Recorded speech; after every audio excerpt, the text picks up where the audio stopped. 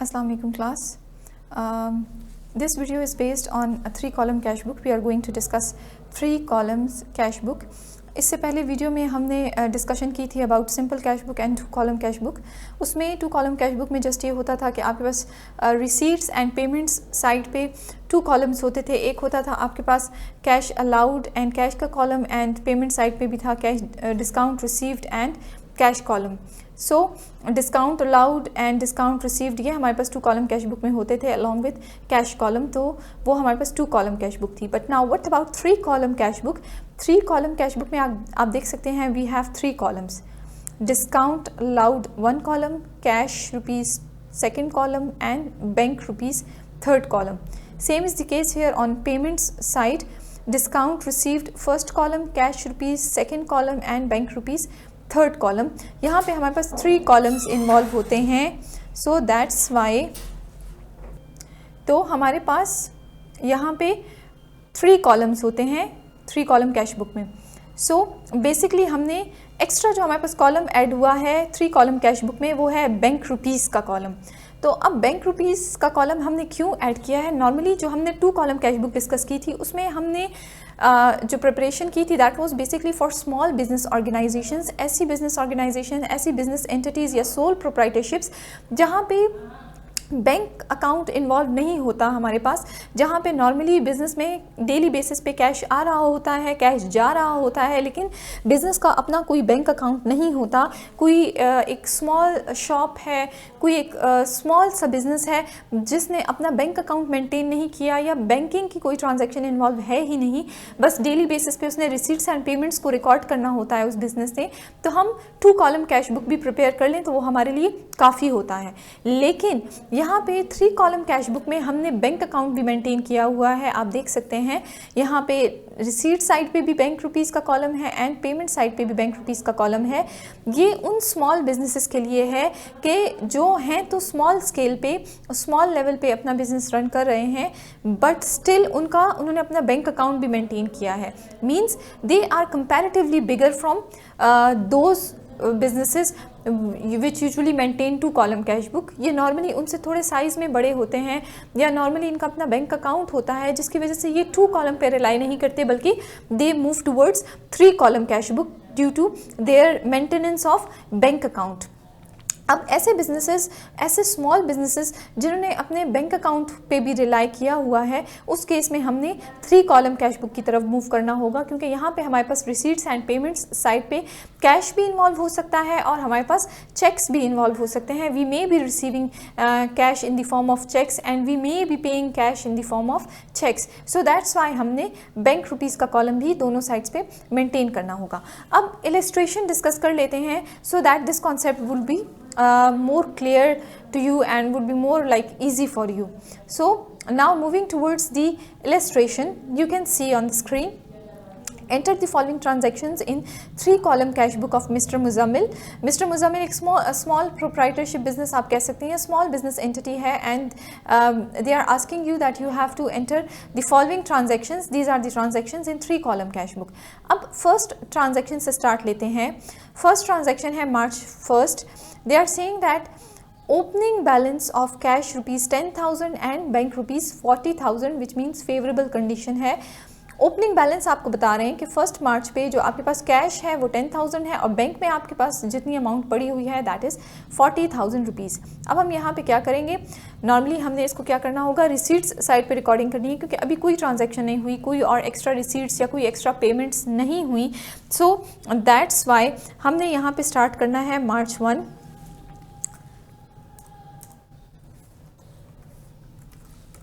मार्च को हमने रिकॉर्डिंग कर लेनी है.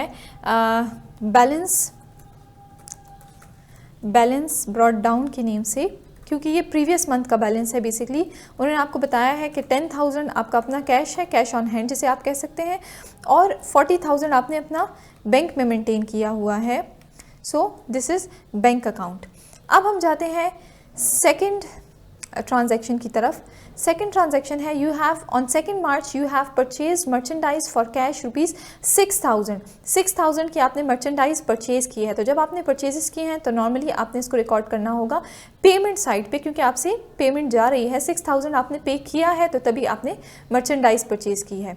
So what you will write here, you will write here on March 2nd, on 2nd March you have done purchases, amount is, cash में लिखना है आपने 6000 रुपीज़, क्योंकि ये आपके पास कैश ट्रांजैक्शन थी, आपने कैश पे किया है और मर्चेंडाइज परचेज किया है। यहाँ पे आप देख सकते हैं you have purchase merchandise for cash, that's why हमने इसको पेमेंट साइड पे कैश कॉलम में रिकॉर्ड किया है 6000 को। नाउ March 5 की ट्रांजैक्शन की तरफ जाते हैं। Paid for furniture by cheque ₹3000। Now you can see that you have purchased furniture and you have paid for furniture by check। आपने चेक की फॉर्म में पेमेंट की है, 3000 रुपीज़ हैं। तो आपने इसको नॉर्मली पेमेंट साइड पे रिकॉर्ड करना होगा। 5 मार्च की ट्रांजैक्शन है and what you have done, you have purchased furniture आपने परचेज किया है, but you have done payment through cheque. तो जब आपने चेक के थ्रू पेमेंट की है तो आपने इसको बैंक के कॉलम में रिकॉर्ड करना होगा। 3000 जो अमाउंट है ये आपने चेक के थ्रू पे किया है, that's why you are recording it on the bank side. Bank का जो कॉलम है वहाँ पे आपने इसकी रिकॉर्डिंग कर लेनी है। Now moving towards the next transaction. On 8th March you have received check from Ali ₹10,000 and discount ₹100। आपने अली से चेक रिसीव किया है 10,000 रुपीज़ का। अब आपने खुद रिसीव किया है अली से चेक, अली आपके बैंक अकाउंट में वो ये चेक डिपॉजिट नहीं कर रहा बल्कि आपको दे रहा है। दैट्स वाई आपको इतना तो कंफर्म है कि जब रिसीव्ड की बात आ रही है तो it means you have to record this transaction on receipts side, but you have to take care about this कि 10,000 रुपीज़ को आपने कौन सी साइड पे, बैंक साइड पे या कैश साइड पे रिकॉर्ड करना होगा। So now you can see here, यहाँ पे आपने लिखना होगा 8 मार्च की ट्रांजैक्शन है, 8 मार्च की ट्रांजैक्शन है। And what you have done, you have received cheque from Ali, Ali से आपने चेक रिसीव किया है 10,000 रुपीज़ का। इसको आपने रिकॉर्ड करना होगा कैश साइड पे, क्योंकि ये चेक है लेकिन आपने खुद रिसीव किया है। तो जब आपने रिसीव किया है तो आप इसे कैश साइड पे रिकॉर्ड कर लेंगे। अगर अली ने ये चेक खुद ही जाके बैंक में डिपॉजिट कर लिया होता आपके बैंक अकाउंट में तो फिर आप उसको यहाँ पे बैंक साइड पे रिकॉर्ड कर लेते, लेकिन आपने खुद अली से रिसीव कर लिया है, दैट्स वाई आपने इसको कैश साइड पे रिकॉर्ड कर लिया है विथ 10,000 रुपीज़। ठीक है, ये ट्रांजैक्शन हमने इस तरह से पास करनी होगी।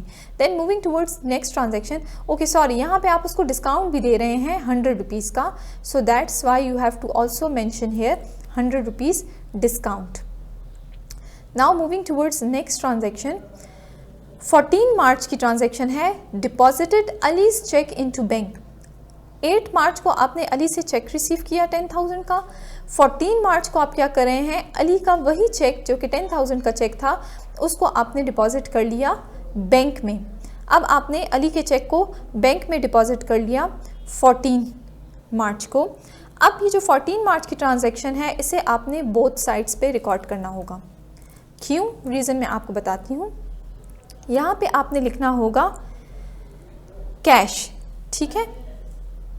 ये कैश इसलिए आप लिख रहे हैं कि आपने अली से ये कैश रिसीव किया था 8 मार्च को in the form of cheque, cheque की फॉर्म में रिसीव किया था, लेकिन अब ये चेक आप क्या कर रहे हैं, आपने इसको डिपॉजिट कर लिया है बैंक में। जब आपने इस चेक को बैंक में डिपॉजिट किया है तो आप इसको बैंक के कॉलम में लिखेंगे कि ये कैश बेसिकली आपको मिलेगा, रिसीट होगा, क्योंकि अली ने से आपने चेक रिसीव किया था। अब आपने इस चेक को क्या किया है, 14 मार्च को डिपॉजिट किया है अपने बैंक अकाउंट में। और यहाँ पे आपने लेजर फॉलियो में लिख लेना है सी मीन्स कि ये कॉन्ट्रा एंट्री है। Contra entry means the entry which is recorded on both the debit and credit side.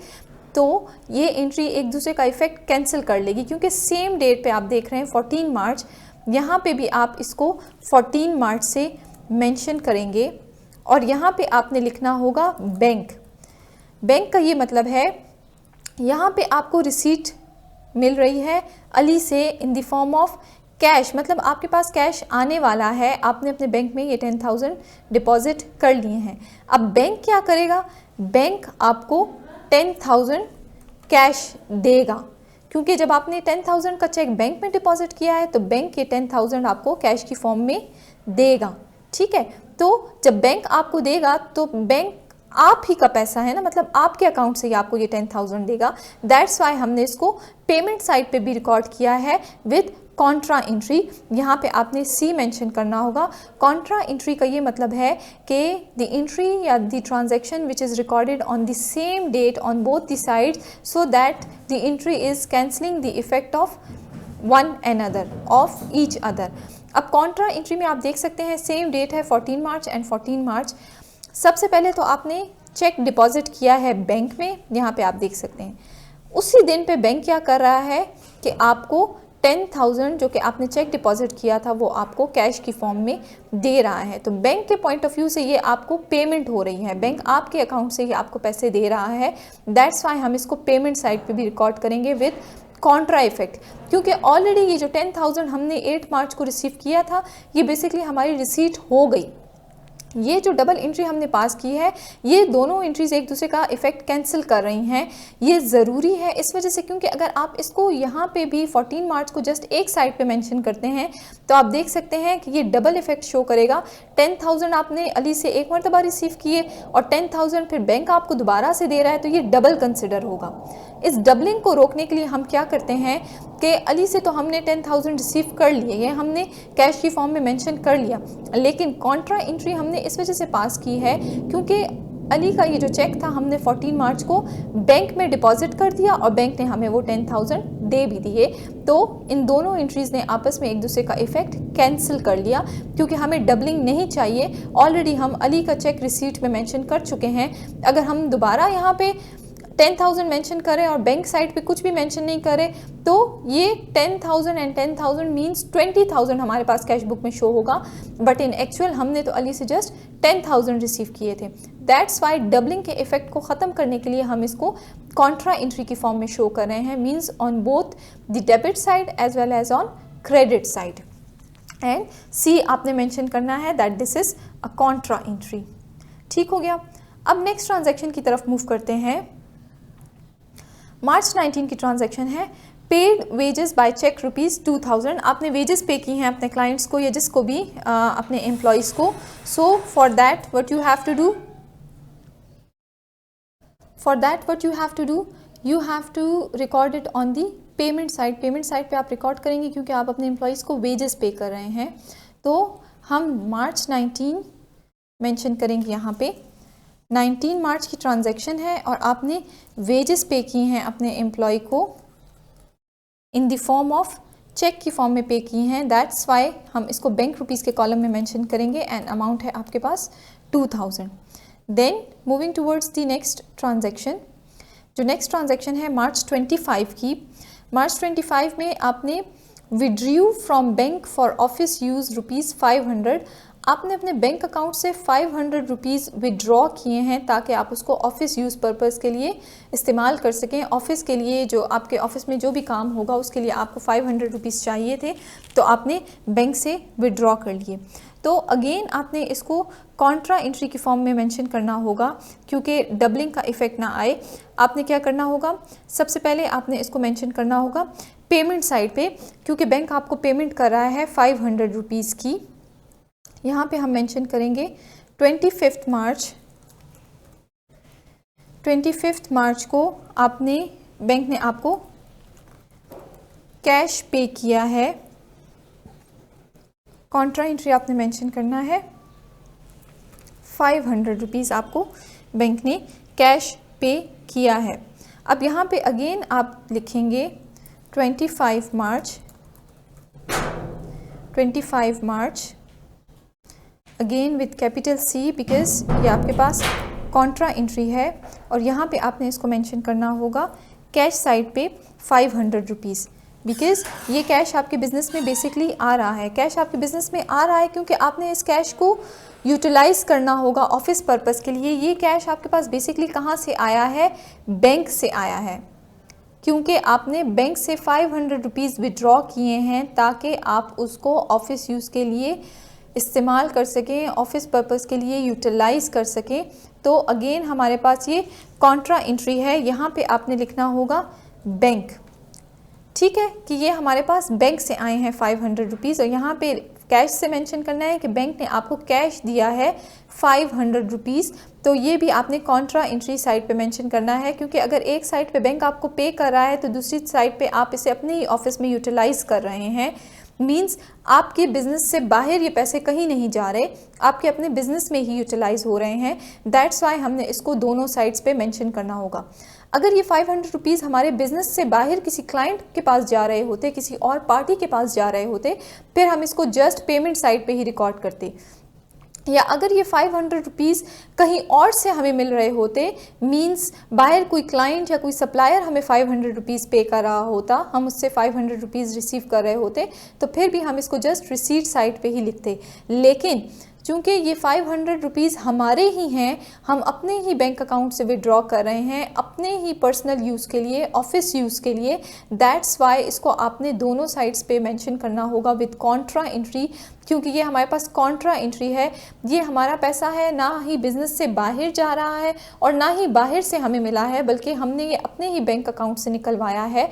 That's why इसको आपने डबल साइड पे मेंशन करना होगा, ताकि ये एंट्री आपस में एक दूसरे का इफेक्ट कैंसिल कर ले, क्योंकि ना ही ये एक्चुअल में हमारी रिसीट है और ना ही ये एक्चुअल में हमारी पेमेंट है। ये हमारा ही पैसा है जो कि हम अपने ऑफिस पर्पस के लिए यूटिलाइज करना चाह रहे हैं। दैट्स वाई हमने इसको कॉन्ट्रा एंट्री के साथ डेबिट एंड क्रेडिट दोनों साइड्स पे मेंशन कर लिया है।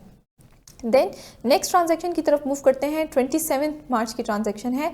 कैश सेल्स रुपीज़ 10,000 रुपीज़ की आपकी कैश सेल्स हुई हैं। इट मीन्स कि ये आपकी रिसीट्स कंसिडर हो रही हैं।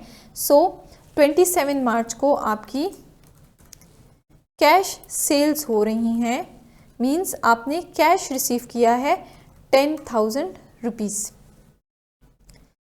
देन जो हमारे पास लास्ट 30 मार्च की ट्रांजैक्शन है, पेड इलेक्ट्रिसिटी बिल रुपीज़ 1000, आपने इलेक्ट्रिसिटी बिल पे किया है 1000 रुपीज़ का। सो अगेन आपने इसको पेमेंट साइड पे मेंशन करना होगा 30 मार्च में। 30 मार्च में आप मेंशन करेंगे इलेक्ट्रिसिटी बिल्स हैं ये आपके,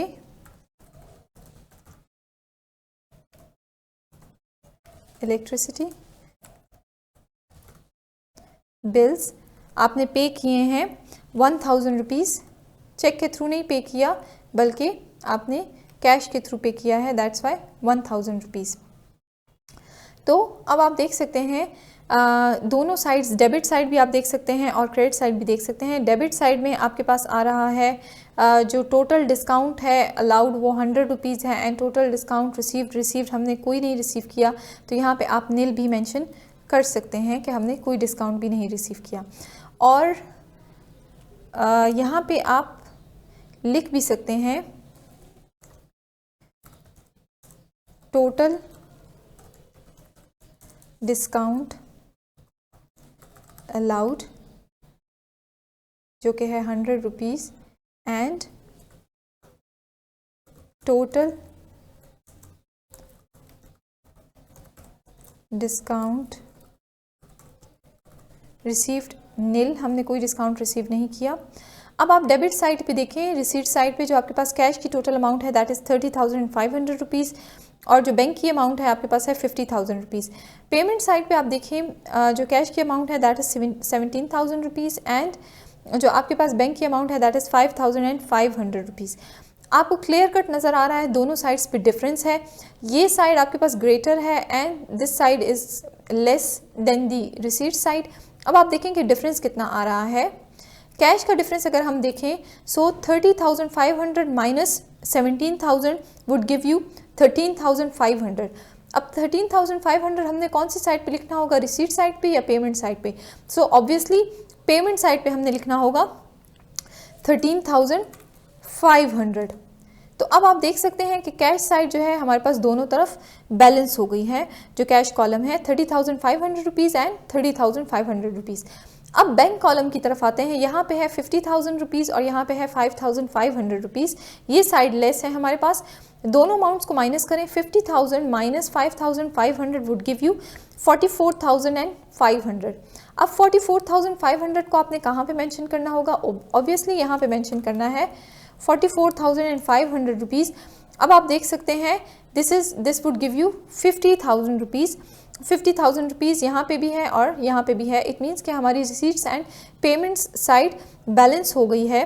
तो इसे आपने लिखना होगा बैलेंस कैरिड डाउन। ये बेसिकली आपका क्या है? बैलेंस कैरिड डाउन है, जो कि हमने बैलेंस करने के लिए यहाँ पे ऐड किया है। ये बैलेंस कैरिड डाउन हमारे लिए नेक्स्ट मंथ का ओपनिंग बैलेंस कंसिडर होगा। इसे हम कह सकते हैं balance brought down, balance brought down.